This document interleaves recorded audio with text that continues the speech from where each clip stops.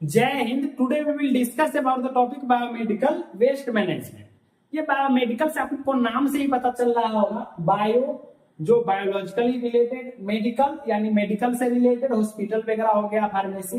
Waste जो waste है, कचरा है, वो वेस्ट और मैनेजमेंट, उसको मैनेज कैसे किया जाता है, यानी कि हॉस्पिटल वगैरह से निकलने वाले वेस्ट को कैसे मैनेज किया जाता है, वही बायोमेडिकल वेस्ट मैनेजमेंट होता है।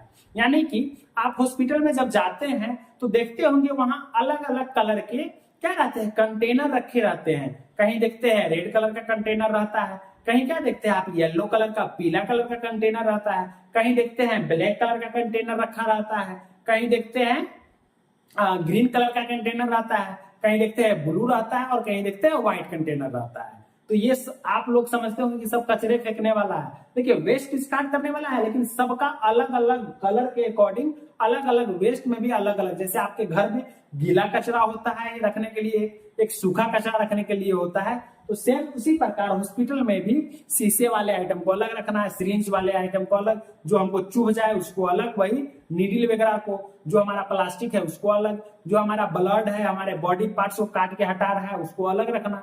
तो वो हॉस्पिटल में वेस्ट को रखने के लिए, कलेक्ट करने के लिए अलग अलग कंटेनर बने होते हैं। आप ये नहीं आए घूम करके और जाकर के थूक दिए, पान खा रहे हैं, पान खाने वाला आदमी बहुत जहां तहां थूक करके पूरा कचरा कर देता है, तो वहां जाके गलती से भी मत थूकिएगा, नहीं तो आपके ऊपर बहुत सारी कार्रवाई की जाएगी।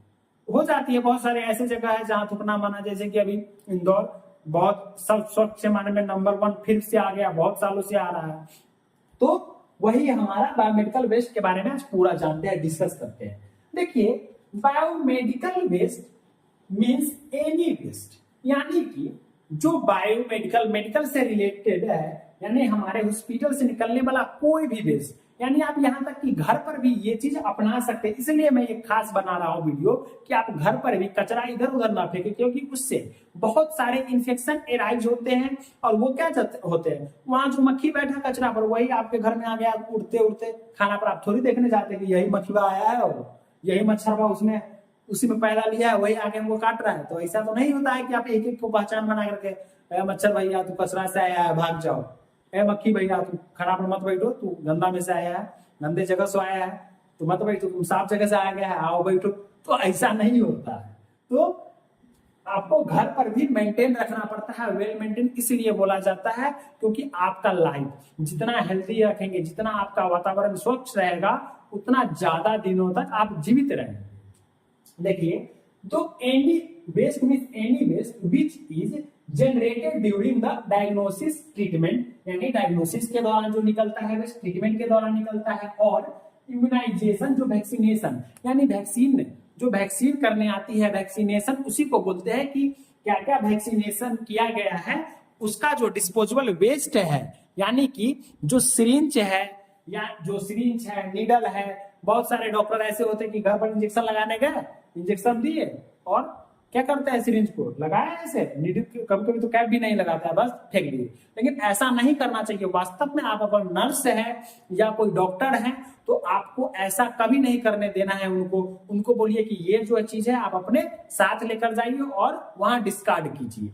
तो वो आपके लिए क्या रहेगा, बहुत बेनिफिशियल रहेगा। क्योंकि अगर किसी बच्चे को चुभ गएगा, अगर किसी बच्चे आपके घर में कोई HIV का पेशेंट है, हेपेटाइटिस का पेशेंट है और अदर कम्युनिकेबल डिजीज वाले पेशेंट है, अगर उसको सिरिंज दिया हुआ है और वो सिरिंज फेंक दिया, बच्चा क्या करता है, खेलने के लिए पानी निकालता है, फेंकता है। बचपन में हम लोग भी ऐसा करते थे, लेकिन समझदारी आई तो फिर बंद कर दिया। हमारे जो मॉम डैड है सबको पीटते हैं।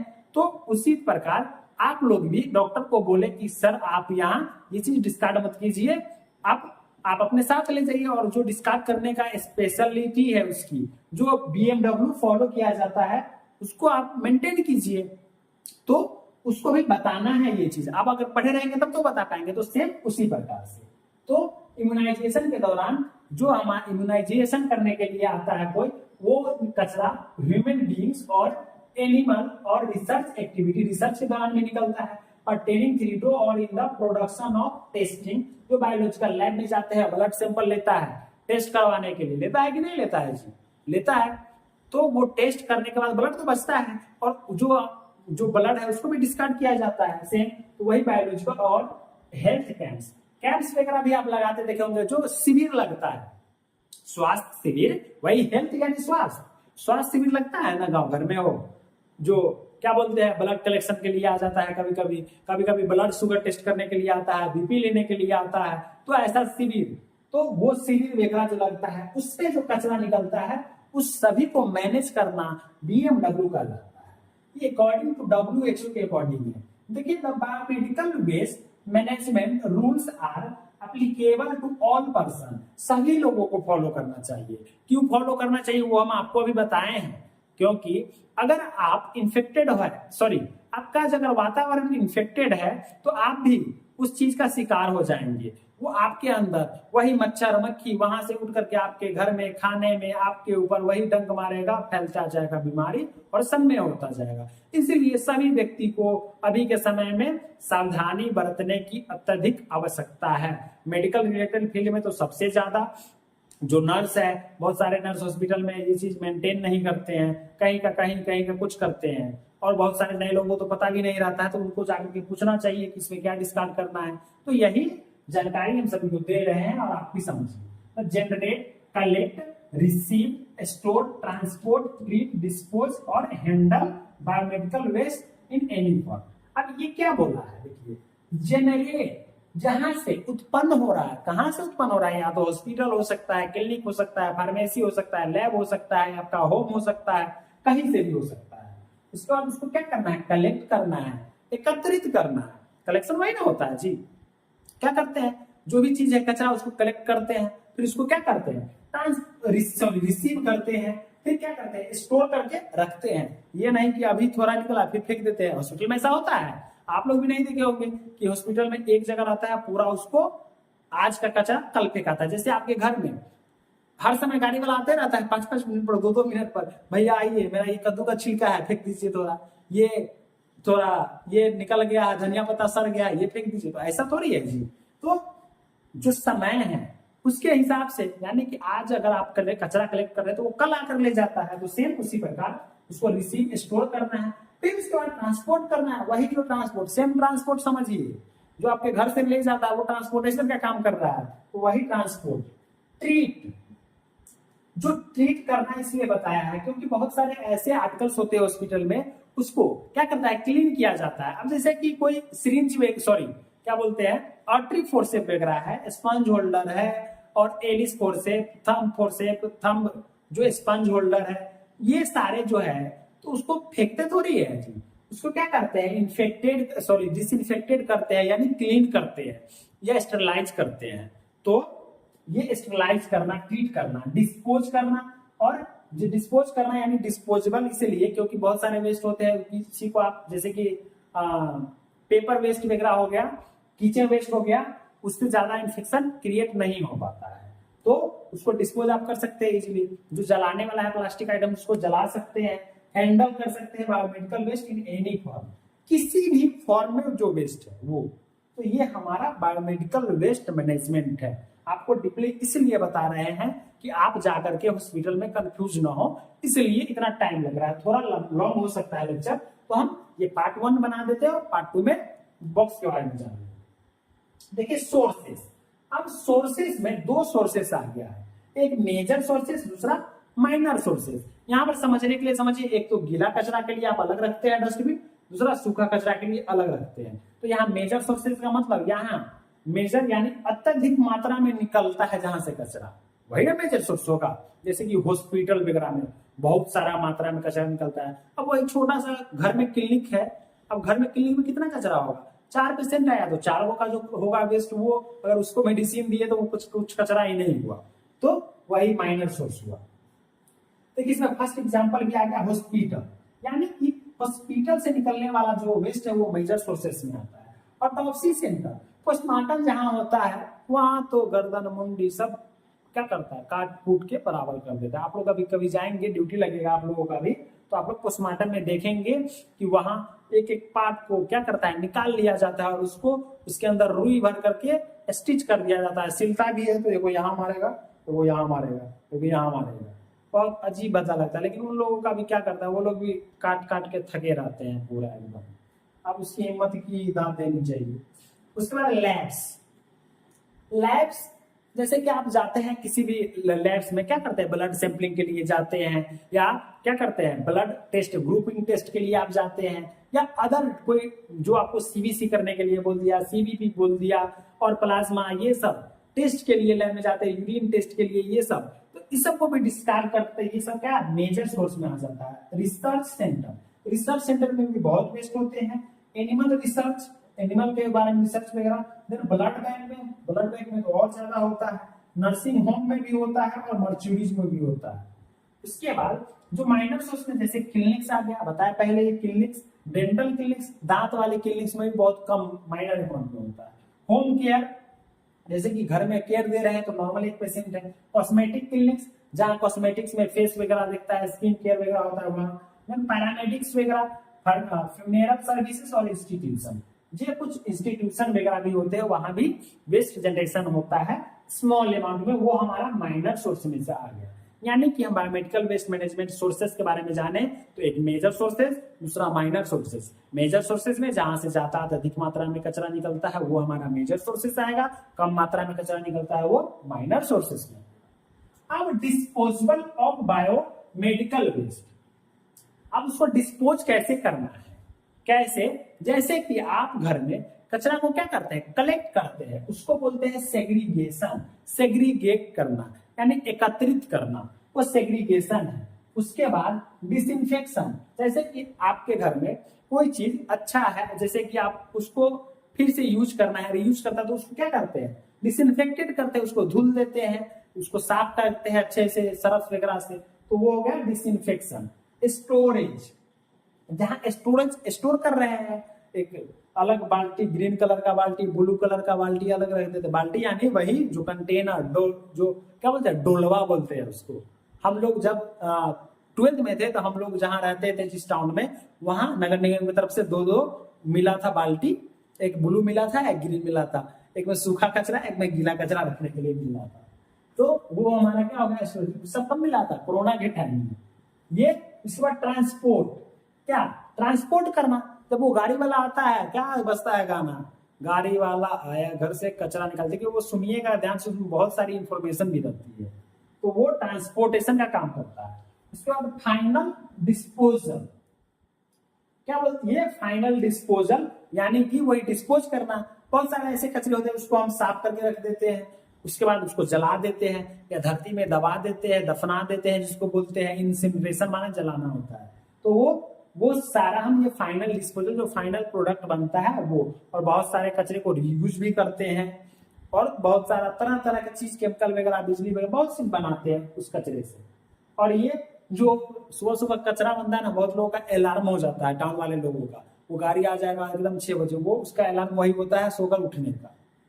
अब सेग्रीगेशन के बारे में जानते हैं, चलिए सेग्रीगेशन के बारे में जानते हैं। देखिए सेग्रीगेशन जो वेस्ट होता है is very important for the following reason. किस लिए सेग्रीगेट किया जाता है, एकत्रित किया जाता है। General waste does not become infectious, जो हमारा जनरल वेस्ट होता है, जो हमारा लगभग जनरल वेस्ट होता है वो ज्यादा इन्फेक्टेड नहीं होता। जैसे कि आप सब्जी वगैरह कटिंग कर रहे हैं, उसको ज्यादा इन्फेक्टेड नहीं रहता, तो उसको आप डिस्कार्ड करते हैं। Segregation reduces chances of infection. Segregation करने के बाद जो हमारा इन्फेक्शन का चांसेस क्या होता है, कम हो जाता है।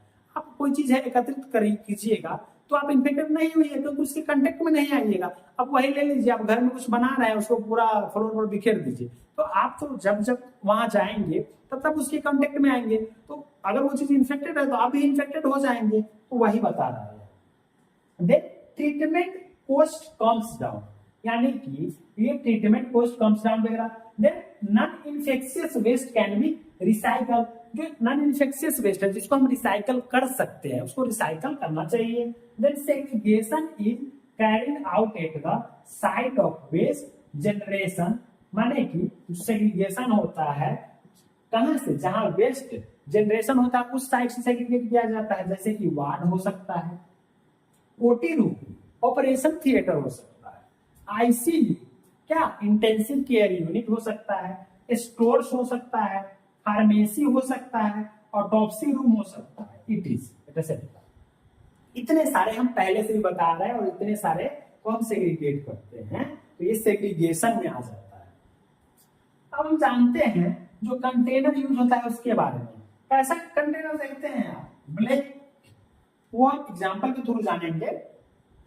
देन ग्रीन भी होता है, ब्लैक या ग्रीन दोनों में से कोई एक होता है। रेड लाल कलर का देखे होंगे, येलो देखे होंगे, ब्लू देखे होंगे, व्हाइट देखे होंगे।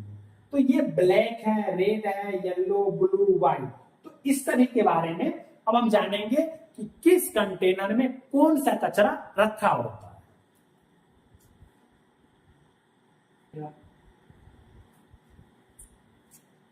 यही कंटेनर जो आप देख रहे हैं सेम इसी तरह से हॉस्पिटल में भी रहता है। देखिए आप देखे होंगे ब्लैक कंटेनर, ये कौन सा है, ब्लैक। ये ब्लैक कंटेनर देखे होंगे।